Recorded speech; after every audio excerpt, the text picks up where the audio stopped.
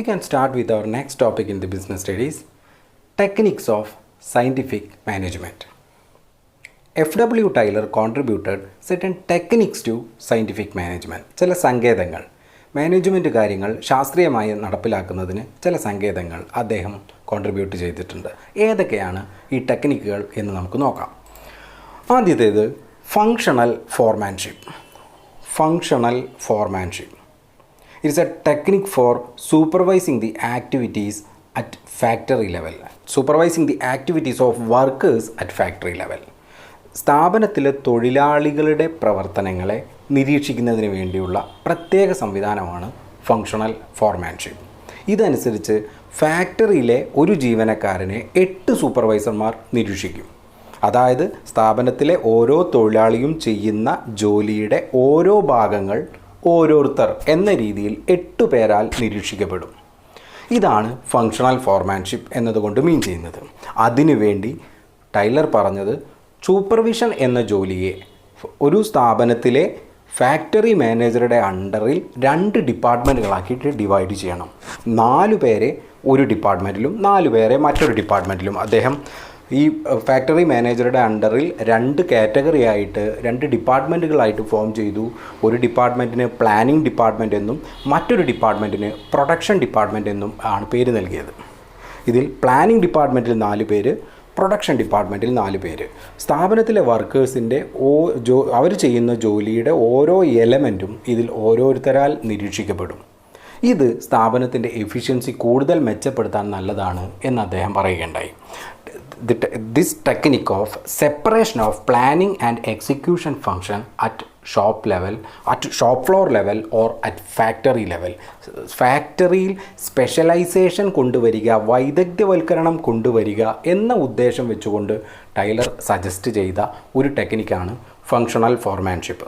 അതായത് നിരീക്ഷണം, സൂപ്പർവിഷൻ എന്ന ജോലിയെ വിവിധ ഭാഗങ്ങളാക്കി തിരിച്ച് ഓരോ എലമെൻറ്റും ഓരോരുത്തരെ ഏൽപ്പിക്കുക. അവിടെ നടക്കുന്നത് ഒരു ഡിവിഷൻ ഓഫ് ലേബറാണ്, ഒരു തൊഴിൽ വിഭജനമാണ്. അപ്പോൾ നിരീക്ഷണം എന്ന ജോലിയെ ഓരോരോ ഭാഗമാക്കി തിരിച്ച് ആ നിരീക്ഷണത്തിൻ്റെ ഓരോ എലമെൻറ്റും ഓരോരുത്തരെ കൊണ്ട് ചെയ്യിക്കുക എന്നതാണ് ഫങ്ഷണൽ ഫോർമാൻഷിപ്പിൻ്റെ ബേസ്.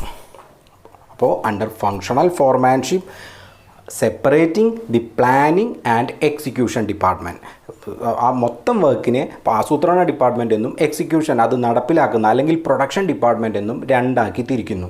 ഇനി implementing the division of labour for the purpose of getting specialisation at factory level. Under a factory manager, you can see under a factory manager 2 departments are there, one planning department and one production department. Under planning department 4 supervisors are there. They are route clerk, instruction clerk, card clerk, time and cost clerk and disciplinarian. These are the 4 members under planning department of functional foremanship. Then in production department, gang boss, repair boss, speed boss and inspector.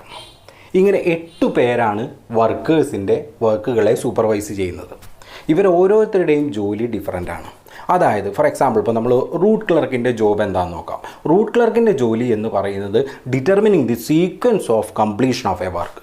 ഒരു ജോലി പൂർത്തിയാക്കുന്നതിൽ എന്തെല്ലാം സീക്വൻസുകളിലൂടെ, എന്തെല്ലാം ഘട്ടങ്ങളിലൂടെ കടന്നു പോകണം, ഇത് തീരുമാനിക്കുന്ന ജോലി മാത്രമാണ് റൂട്ട് ക്ലർക്കിനുള്ളത്. അപ്പോൾ സൂപ്പർവിഷൻ എന്ന ജോലിയിൽ പെടുന്ന ഒരു വർക്കാണിത്. പക്ഷേ അതിൻ്റെ ഈ ഒരു എലമെൻറ്റ് മാത്രം റൂട്ട് ക്ലർക്ക് ചെയ്താൽ മതി. അപ്പോൾ വർക്കേഴ്സ് എല്ലാം കൃത്യമായ സീക്വൻസിലാണ് വർക്ക് പൂർത്തിയാക്കുന്നത് എന്ന് ഉറപ്പ് വരുത്തുക. അതാണ് ഇദ്ദേഹത്തിൻ്റെ ചുമതല. ഫോർ എക്സാമ്പിൾ ഒരു ഫാക്ടറിയുടെ കാര്യം എടുക്കുക. ആ ഫാക്ടറിയിൽ റോ മെറ്റീരിയൽ ആദ്യം സെമി ഫിനിഷ്ഡ് ഗുഡ്സായും പിന്നീട് ഫിനിഷ്ഡ് ഗുഡ്സായും മാറും. ഇതിന് പല ഘട്ടങ്ങളിലൂടെ കടന്നാണ് ഈ പ്രോസസ്സ് നടക്കുന്നത്. ഇതിൻ്റെ കൃത്യമായ സീക്വൻസ് തീരുമാനിച്ചു വെക്കുക എന്നതാണ് റൂട്ട് ക്ലർക്കിൻ്റെ ചുമതല. ദെൻ അടുത്ത ആൾ ഇൻസ്ട്രക്ഷൻ കാർഡ് ക്ലർക്കാണ്. ഇൻസ്ട്രക്ഷൻ കാർഡ് ക്ലർക്കിൻ്റെ പ്രത്യേകത എന്ന് പറയുന്നത് he has to prepare and gives the instructions to workers on how to do a work. എങ്ങനെ ഒരു ജോലി ചെയ്തു തീർക്കണം, ഇത് സംബന്ധിച്ച നിർദ്ദേശങ്ങൾ അദ്ദേഹം തയ്യാറാക്കി അവ ജീവനക്കാർക്ക് നൽകുക എന്നതാണ് ഇൻസ്ട്രക്ഷൻ കാർഡ് ക്ലർക്കിൻ്റെ ജോലി. ഇനി അടുത്ത ആൾ ടൈം ആൻഡ് കോസ്റ്റ് ക്ലർക്കാണ്. ഓരോ വർക്കും ചെയ്ത് തീർക്കുന്നതിന് ആവശ്യമായ സമയം എത്രയാണ്, ഓരോ വർക്കും കംപ്ലീറ്റ് ചെയ്യുന്നതിന് എടുക്കുന്ന സമയം എത്രയാണ്, ഇത് റെക്കോർഡ് ചെയ്ത് വെക്കുക. അതുപോലെ തന്നെ അതിന് ആവശ്യമായി വരുന്ന കോസ്റ്റ് എത്രയാണ് എന്നതും റെക്കോർഡ് ചെയ്ത് വെക്കുക. അതായത് സാധാരണയായിട്ട് വർക്കിന് ലേബേഴ്സിന് പേയ്മെൻറ്റ് കൊടുക്കുന്നത് ടൈം റേറ്റ് സിസ്റ്റത്തിലാണെങ്കിൽ, അവരെടുത്ത ജോലി എത്ര സമയമാണ് എന്നതിനെ അടിസ്ഥാനമാക്കിയാണെങ്കിൽ അവരുടെ കൂലി വേതനം എഴുതി വയ്ക്കുക.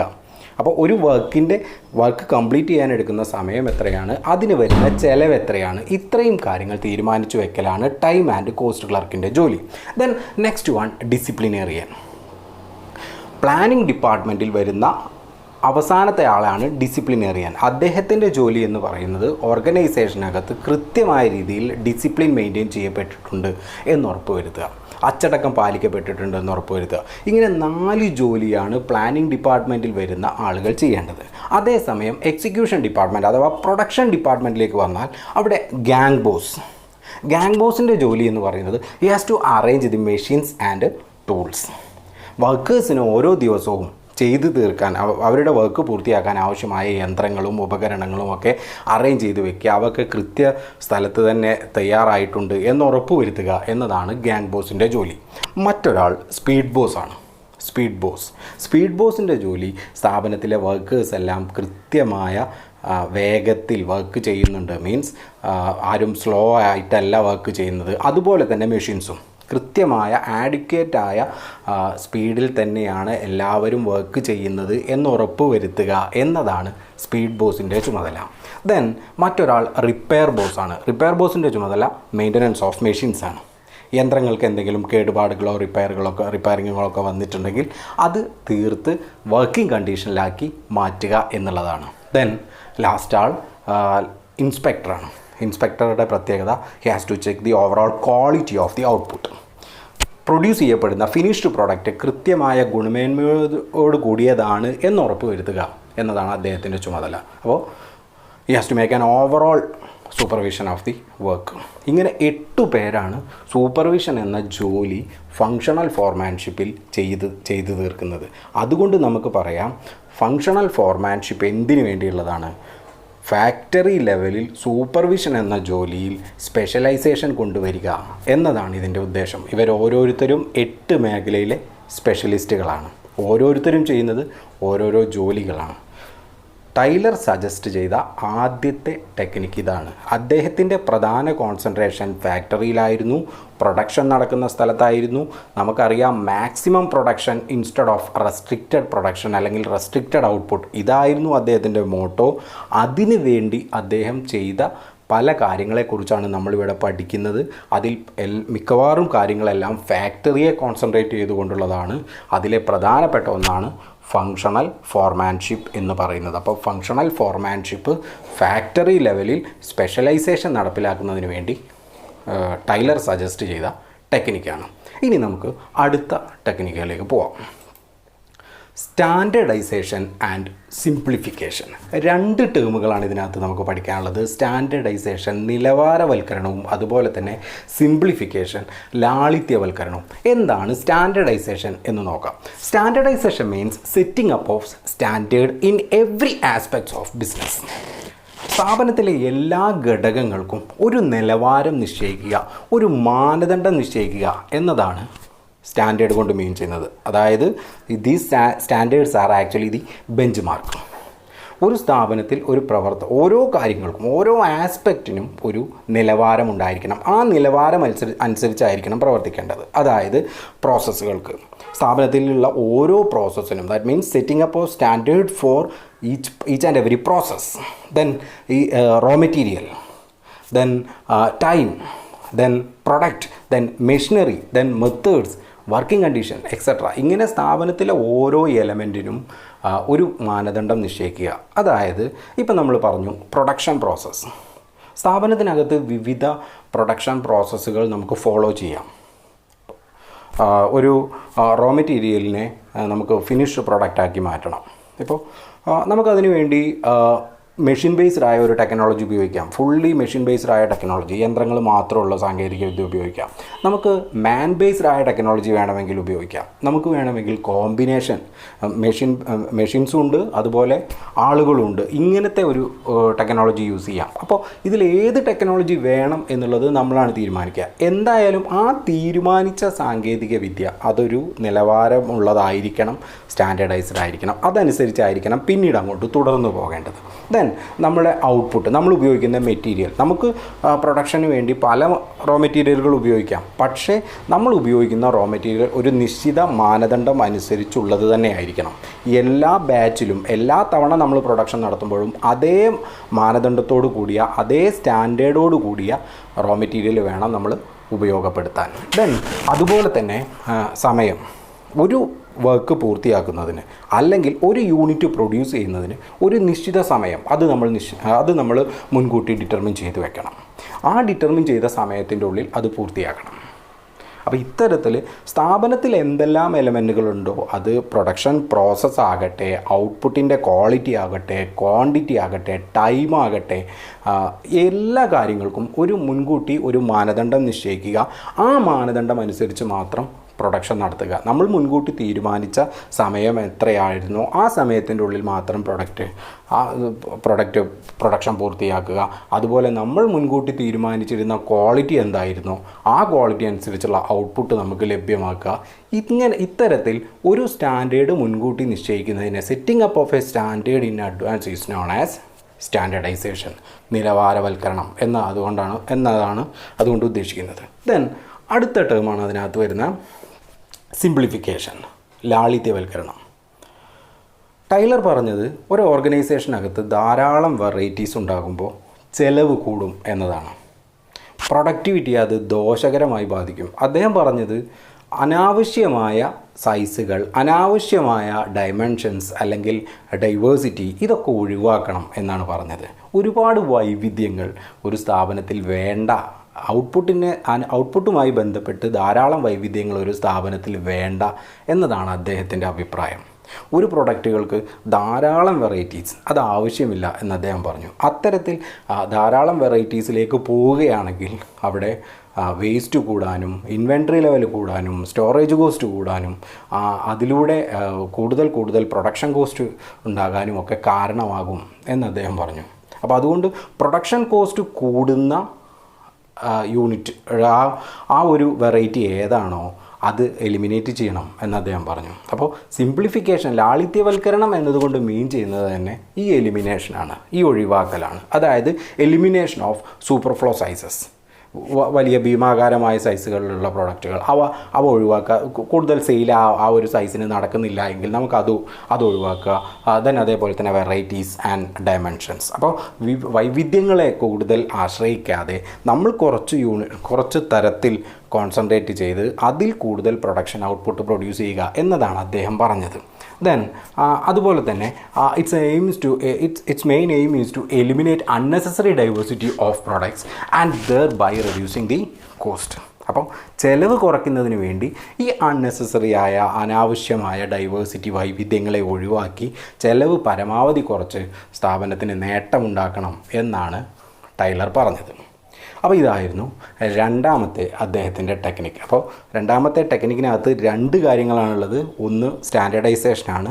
V have to determine a standard for each element of an undertaking in advance. മുൻകൂട്ടി നമ്മൾ ഒരു മാനദണ്ഡം നിശ്ചയിച്ച് വെക്കണം. ദെൻ രണ്ടാമത്തെ കാര്യം സിംപ്ലിഫിക്കേഷനാണ്, പരമാവധി ലളിതമാക്കുക എന്നതാണ്.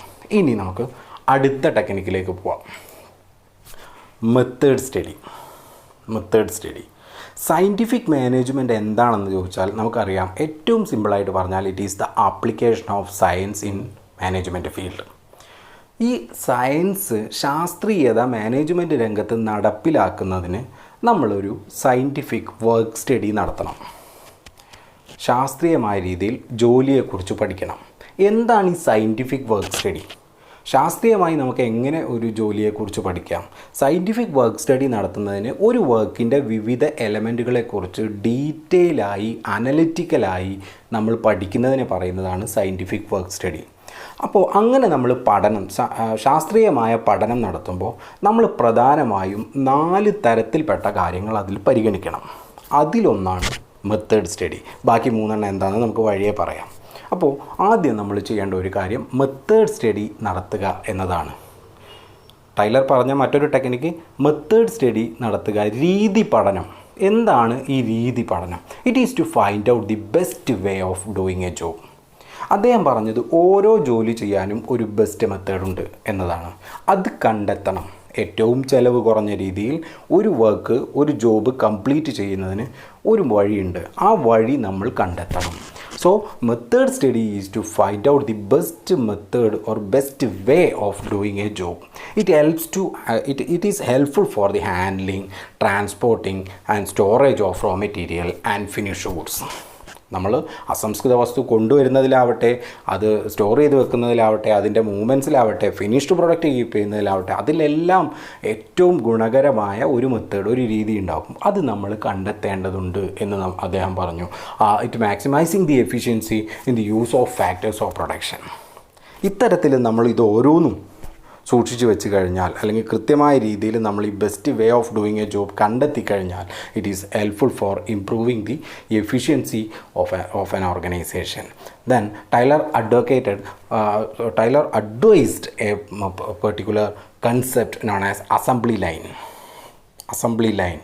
അദ്ദേഹം പറഞ്ഞ, അതായത് അസംബ്ലി ലൈൻ എന്നതുകൊണ്ട് മീൻ ചെയ്യുന്നത്, that means it begins from the procurement of raw material. ഒരു ഉൽപ്പന്നം പ്രൊഡ്യൂസ് ചെയ്യുന്നതിന് ആവശ്യമായ അസംസ്കൃത വസ്തുക്കൾ നമ്മൾ സംഘടിപ്പിക്കുന്നത് മുതൽ അത് തുടങ്ങുന്നു. മാത്രമല്ല ഫിനിഷ്ഡ് പ്രൊഡക്റ്റ് അൾട്ടിമേറ്റ് കൺസ്യൂമറിലേക്ക് കൊണ്ടുപോകുന്നത് വരെ തുടരുന്നതുമായ ആ പ്രോസസ്സ്. ഫോർ എക്സാമ്പിൾ, നമ്മളൊരു കാർ അസംബ്ലിംഗ് യൂണിറ്റിൻ്റെ കാര്യം എടുക്കുക. അതിൻ്റെ കാറുണ്ടാക്കുന്നതിന് വേണ്ടി അതിൻ്റെ സ്ട്രക്ചർ, ദെൻ അതിലേക്ക് എൻജിൻ ഫിറ്റ് ചെയ്യുന്നു, മറ്റ് കാര്യങ്ങളൊക്കെ ചെയ്യുന്നു, അത് പെയിൻറ്റ് ചെയ്യുന്നു, അതിലേക്ക് ടയർ കണക്ട് ചെയ്യുന്നു. ഇങ്ങനെ ഓരോരോ കാര്യങ്ങൾ ഇതിങ്ങനെ ഘട്ടമായിട്ട് നടക്കും. അപ്പോൾ ഇത്തരത്തിൽ മെത്തേഡ് സ്റ്റഡിയിലൂടെ ഒരു കൃത്യമായ അസംബ്ലി ലൈൻ എന്നാണ് അദ്ദേഹം പറഞ്ഞത്, അത് കണ്ടെത്തേണ്ടതുണ്ട്. അതിലൂടെ നമുക്ക് അനാവശ്യമായ എല്ലാ റിസോഴ്സുകളുടെ വേസ്റ്റേജസും ഇല്ലാതെയാക്കാം എന്ന് അദ്ദേഹം പറഞ്ഞു. അപ്പോൾ 3ാമത്തെ ടെക്നിക്ക് മെത്തേഡ് സ്റ്റഡിയാണ്. It is to find out the best way of doing a job. ഒരു ജോലി ചെയ്യുന്നതിലെ ഏറ്റവും നല്ല വഴി കണ്ടെത്തുക എന്നതാണ് ഇതുകൊണ്ട് മീൻ ചെയ്യുന്നത്. It helps in handling, transporting and storage of raw materials and finished goods. Then next one, that is motion study, ചലന പഠനം. നമ്മൾ പറഞ്ഞു സയൻറ്റിഫിക് വർക്ക് സ്റ്റഡിക്കകത്ത് 4 എലമെൻറ്റുകളാണ് പ്രധാനമായിട്ടും പരിഗണിക്കുന്നത്. അതിലൊന്ന് മെത്തേഡ് സ്റ്റഡി ആയിരുന്നു, മറ്റൊന്ന് മോഷൻ സ്റ്റഡിയാണ്, അഥവാ മൂവ്മെൻറ്റ് സ്റ്റഡി, ചലന പഠനം. It is the study of movements of worker and machine to avoid unnecessary movements. അനാവശ്യമായ നീക്കങ്ങൾ ഒഴിവാക്കാൻ വേണ്ടി യന്ത്രങ്ങളുടെയും ജോലിക്കാരുടെയും ചലനങ്ങളെ നിരീക്ഷിക്കുക, ചലനങ്ങളെ പഠിക്കുക എന്നതാണ് മോഷൻ സ്റ്റഡി കൊണ്ട് മീൻ ചെയ്യുന്നത്. It helps to eliminate wasteful or unnecessary movements. സ്ഥാപനത്തിനകത്ത് അനാവശ്യമായി അങ്ങോട്ടും ഇങ്ങോട്ടും നീങ്ങുന്നതും, അനാവശ്യമായി ഒരു പർട്ടിക്കുലർ ടൂളില്ല, ആ ടൂൾ എടുക്കാൻ വേണ്ടിയിട്ടൊരു വർക്കർ വേറൊരു ഡിപ്പാർട്ട്മെൻറ്റിലേക്ക് പോകുന്നു, വേറൊരു ഫ്ലോറിലേക്ക് പോകുന്നു, ഇതിനൊക്കെ കുറേ സമയം വരും. അപ്പോൾ ഇത്തരം ടൂൾസ്, ഓരോ ഏരിയയ്ക്കും ആവശ്യമായ ടൂൾസ് എന്തൊക്കെയാണെന്ന് മനസ്സിലാക്കി അത് അവിടെ തന്നെ അറേഞ്ച് ചെയ്യാം.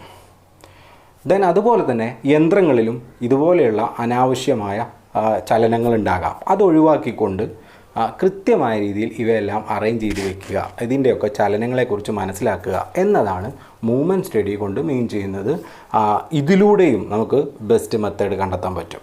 അപ്പോൾ മെത്തേഡ് സ്റ്റഡിയിലൂടെ മാത്രമല്ല, മോഷൻ സ്റ്റഡിയിലൂടെയും ഒരു വർക്കിൻ്റെ ഏറ്റവും നല്ല മെത്തേഡ് നമുക്ക് കണ്ടെത്താൻ പറ്റും. സയൻറ്റിഫിക് വർക്ക് സ്റ്റഡി നടത്തുന്നത് തന്നെ ഈ ബെസ്റ്റ് മെത്തേഡ് കണ്ടെത്തുക എന്ന ഉദ്ദേശം വെച്ചുകൊണ്ടാണ്. സയൻറ്റിഫിക് വർക്ക് സ്റ്റഡിക്ക് 4 എലമെൻറ്റുകളുണ്ട്. ഈ 4 എലമെൻറ്റുകളും കൃത്യമായി നമ്മൾ പഠിച്ചു കഴിഞ്ഞാൽ we can find out a best method for doing a job.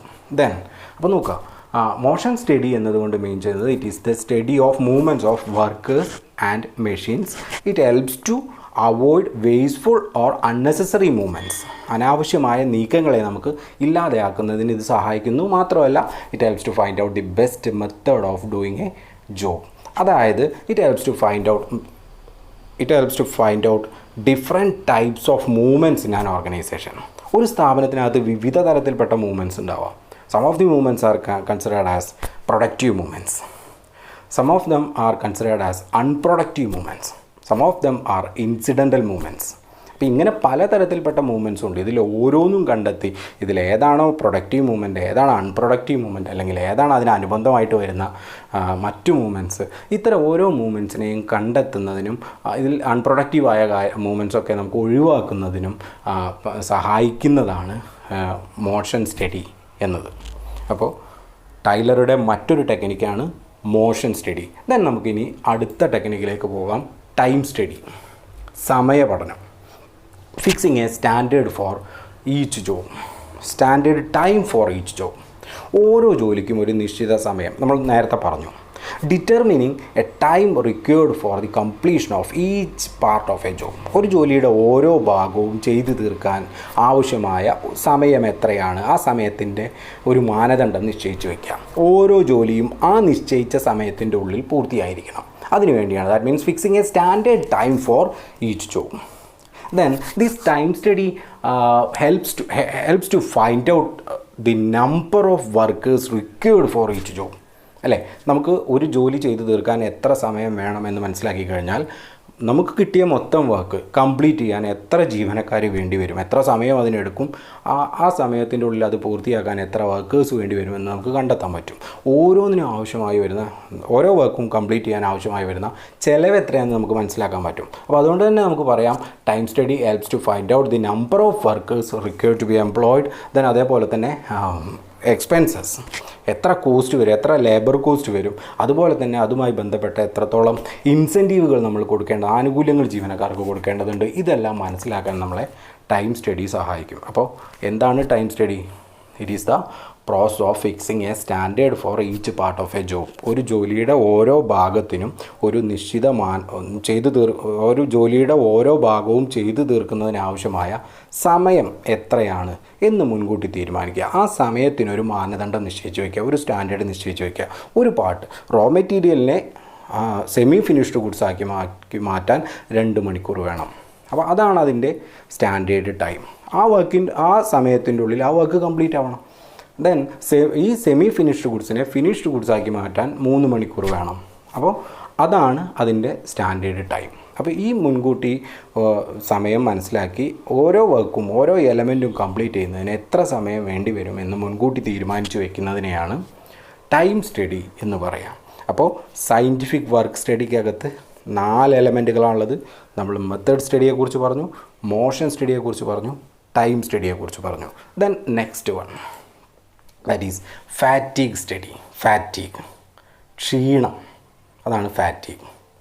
ഒരു സ്ഥാപനത്തിനകത്ത് കണ്ടിന്യൂസ് ആയിട്ട് ഒരാൾ ജോലി ചെയ്ത് കഴിഞ്ഞാൽ അയാൾക്ക് 2 തരത്തിൽപ്പെട്ട ഫാറ്റീഗ് ഉണ്ടാകാം. ഫിസിക്കൽ ഫാറ്റീഗും ഉണ്ടാകാം, മെൻ്റൽ ഫാറ്റീഗും ഉണ്ടാകാം. അതായത് അയാളുടെ ശരീരം ക്ഷീണിക്കാം, മറ്റൊന്ന് മാനസികമായ ക്ഷീണവും അയാൾക്ക് ഉണ്ടാവാം. ഇത് രണ്ടും കണ്ടെത്തുക എന്നതാണ് ഇതുകൊണ്ട് ഉദ്ദേശിക്കുന്നത്. It's A kind of boredom, കുറേ ഒരു മടുപ്പാണത്. അപ്പോൾ ഒരേ കാര്യം ഒരേ സമയം ചെയ്യുമ്പോൾ ഉണ്ടാകുന്ന ഒരു ബുദ്ധിമുട്ട്, ഇത് കണ്ടെത്തുന്നത് എന്തിനാണെന്ന് വെച്ചാൽ അത്തരം മടുപ്പുണ്ടാകുന്ന സമയത്ത് തന്നെ അവർക്ക് കൃത്യമായ ഇടവേളകൾ ലഭിക്കണം, അവർക്കൊരു റെസ്റ്റ് ടൈം കിട്ടണം. ഇതിനു വേണ്ടിയാണ് ഈ ഫാറ്റീഗ് സ്റ്റഡി നടത്തുന്നത്. അതായത് it is conducted to find out the work a worker can do without any rest or interval.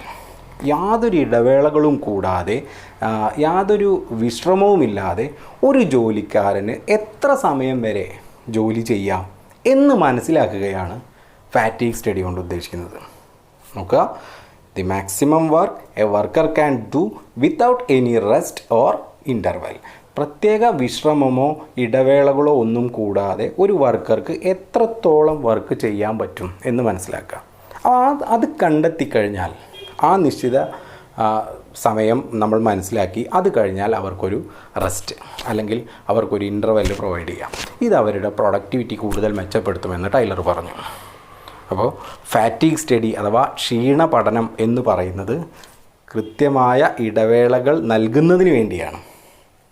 ഒരു ജോലിക്കാരന് വർക്ക് ചെയ്യുമ്പോൾ ഉണ്ടാകുന്ന ഫാറ്റീഗ് മനസ്സിലാക്കി അതിന് നിശ്ചിത ഇടവേളകൾ നൽകുന്നതിന്, റെസ്റ്റ് നൽകുന്നതിന് വേണ്ടിയാണ്. അപ്പോൾ it helps to determine the rest time or post time or intervals, ഇതൊക്കെ കൊടുക്കുന്നതിന് സഹായകരമാണ്. അപ്പോൾ ഇങ്ങനെ 4 സ്റ്റഡിയാണ് സയൻറ്റിഫിക് വർക്ക് സ്റ്റഡിയുടെ ഭാഗമായിട്ട് വരുന്നത്. അപ്പോൾ നോക്കുക, നമ്മളിപ്പോൾ 6 ടെക്നിക്കുകൾ പറഞ്ഞു, ടൈലറുടെ 6 ടെക്നിക്കുകൾ പറഞ്ഞു. ഇതിൽ 6 ടെക്നിക്കുകൾക്കകത്ത് അവസാനം പറഞ്ഞ 4 method study, motion study, time study and fatigue study, ഈ 4നെയും കൂടെ കൂടിയിട്ട് നമുക്ക് സയൻറ്റിഫിക് വർക്ക് സ്റ്റഡി എന്ന് വിളിക്കാം. ഒരു ജോലിയെ ശാസ്ത്രീയമായി നമ്മൾ പഠിക്കുമ്പോൾ ഈ 4 കാര്യങ്ങൾ പഠിക്കണം. മെത്തേഡ് പഠിക്കണം, അതിൻ്റെ മോഷൻസ് പഠിക്കണം, അതിൻ്റെ ടൈം പഠിക്കണം, അതിൻ്റെ ഫാറ്റീഗ് പഠിക്കണം.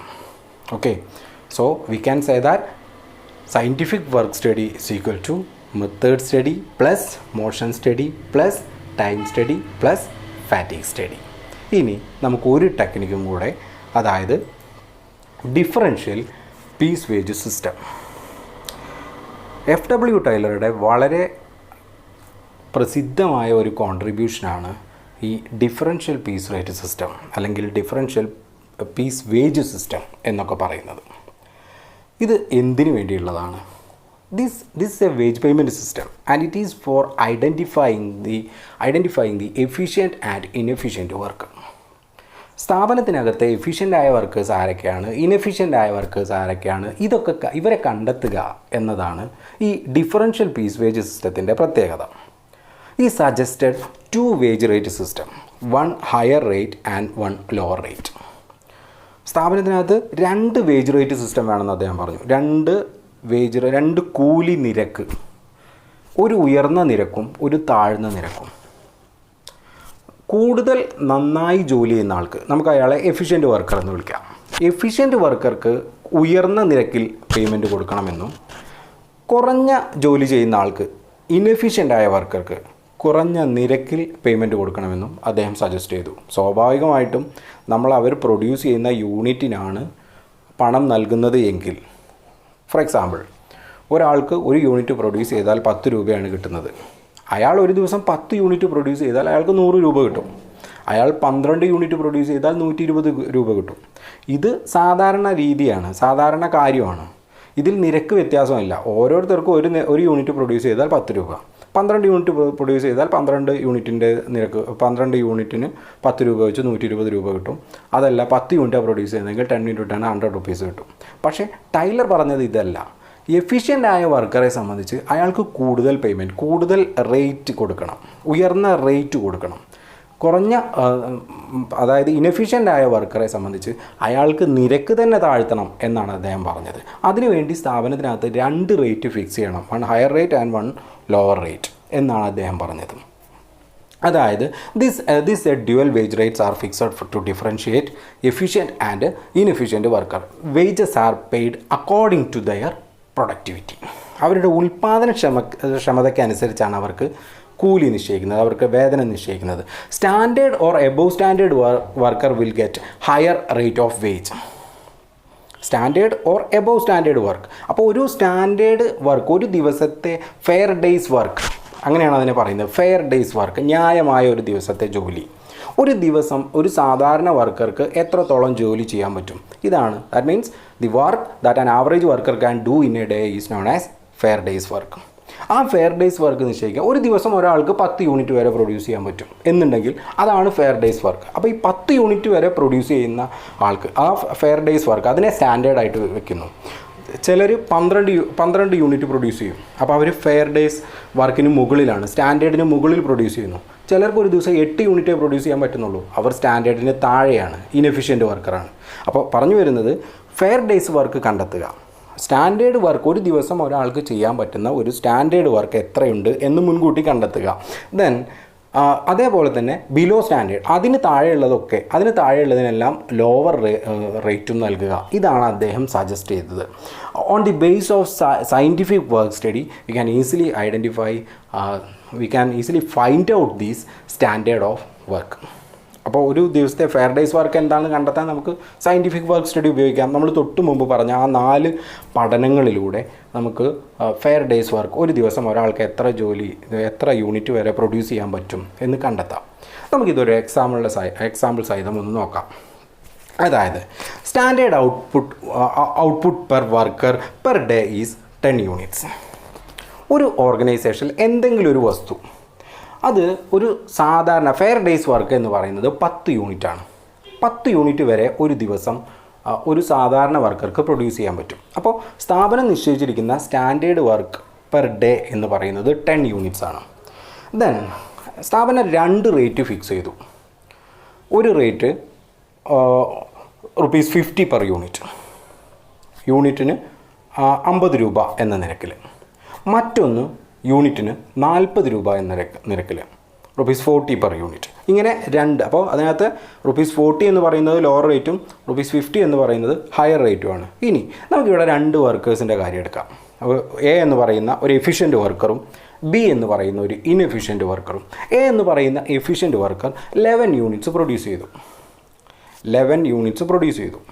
പ്രത്യേകം ശ്രദ്ധിക്കുക, സ്റ്റാൻഡേർഡ് എന്ന് പറയുന്നത് 10 യൂണിറ്റ്സ് ആണ്. അതിന് മുകളിലാണ് ഇദ്ദേഹം പ്രൊഡ്യൂസ് ചെയ്തിരിക്കുന്നത്. അപ്പോൾ അയാൾക്ക് എന്ത് ചെയ്യുക? ഉയർന്ന നിരക്കിൽ, എ എന്ന് പറയുന്ന വർക്കർക്ക് ഉയർന്ന നിരക്കിൽ റെമ്യൂണറേഷൻ കൊടുക്കുക. അപ്പോൾ 11 × 50 rupees, 550 rupees അദ്ദേഹത്തിന് കിട്ടുന്ന റെമ്യൂണറേഷൻ. ഇനി ഇൻഎഫിഷ്യൻറ്റ് വർക്കർ, അദ്ദേഹം പ്രൊഡ്യൂസ് ചെയ്തിരിക്കുന്നതോ 9 യൂണിറ്റാണ്. എന്ന് വെച്ചാൽ അത് സ്റ്റാൻഡേർഡിന് താഴെയാണ്.